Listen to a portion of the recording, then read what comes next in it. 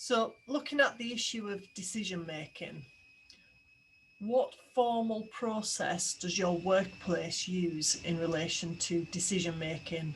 Is there a formal published process that you use or not?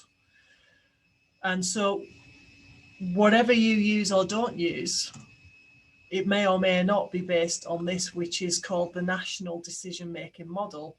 Now, used by the police, it's also used in many other services and private businesses as well. And in the centre, we look at the workplace values and mission statement. So it's all about what is your core mission statement for your business. So for your hospital or unit or prison or police, what is the information available? So different sources of information. You're going to have one option is what you can actually see in front of you there and then. The other issue in relation to the information is what have you got on your intelligence systems? What do you know about this person? What's their antecedents? Next, we move on to the threat and risk assessment. So based upon what you can see, what you can hear, what you can know, you've got a threat and risk assessment basis. Then thinking about your powers and policy, what's the law allowing you to do? What's your policy in relation to your workplace? Moving then on to your options and contingencies. So option A, B, C, and D, what happens? What's the pros and cons of each option? What happens if this goes wrong?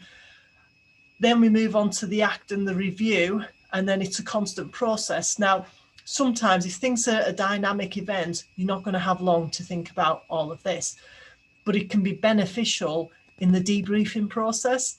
So that again, when we're looking at workplace culture change and looking at instinctive responses, the more we get into this process of thinking of these things in downtime, then when it's critical at that time and it's dynamic, it should then become more a process in relation to it. So at the core, it's your workplace values and mission statement for your function.